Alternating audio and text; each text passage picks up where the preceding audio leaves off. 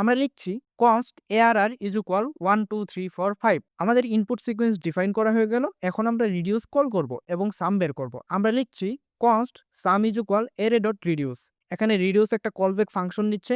এই callback function দুইটা important parameter পাই। প্রথমটা হচ্ছে এসিসি, এটা হচ্ছে অ্যাকুমুলেটর, মানে যেখানে আমাদের চলিত রেজাল্ট রাখা থাকে। দ্বিতীয়টা হচ্ছে সিইউ ডাবল আর, এটা হচ্ছে কারেন্ট ভ্যালু, মানে এর যে এলিমেন্টটা এখন প্রসেস হচ্ছে। এখন আমরা কলব্যাক ফাংশনের ভিতরে লিখছি return ACC plus CU double R. এর মানে হচ্ছে প্রতিবার অ্যাকুমুলেটরের সাথে কারেন্ট ভ্যালু যোগ হয়ে নতুন অ্যাকুমুলেটর তৈরি হচ্ছে। এখন আমরা শেষের প্যারামিটারে জিরো দিচ্ছি। এই জিরো হচ্ছে ইনিশিয়াল ভ্যালু, মানে অ্যাকুমুলেটর শুরু হবে জিরো থেকে।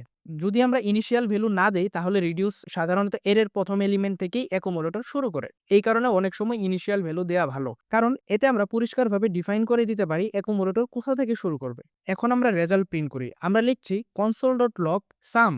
এখন আউটপুট দেখি, দেখুন এসেছে 15, কারণ রিডিউস পুরো স্ট্রিম কনজিউম করেছে এবং ফাইনাল অ্যাকুমুলেটেড স্টেট রিটার্ন করেছে। এখন আমরা রিডিউস দিয়ে ম্যাক্স বের করব। এখানে অপারেশন সাম না, এখানে অপারেশন হচ্ছে compare and keep the best candidate.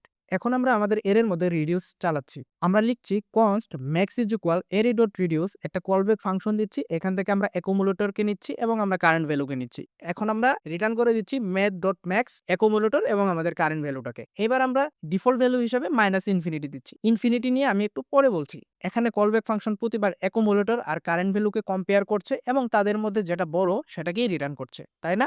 যে ভ্যালু রিটার্ন হয় সেটাই পরের ধাপে আবার অ্যাকুমুলেটর হয়ে যায়। এইভাবে পুরো এর এলিমেন্টগুলো একটার পর একটা কম্পেয়ার হতে থাকে এবং শেষে অ্যাকুমুলেটরের ভেতরে সবচেয়ে বড় সংখ্যাটাই থেকে যায়। এখন আসি, এখানে আমরা ইনিশিয়াল ভ্যালু হিসেবে -ইনফিনিটি দিয়েছি, কারণ হচ্ছে -ইনফিনিটি যে কোনো সংখ্যার থেকেই কিন্তু ছোট, এটা আমরা সবাই জানি, তাই না?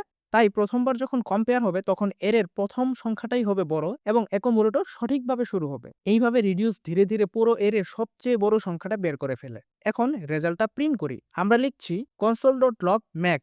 আউটপুট দেখি, দেখুন 5 এসেছে, কারণ রিডিউস পুরো এরে ট্রাভার্স করে ম্যাক্স ক্যান্ডিডেট অ্যাকুমুলেট করেছে।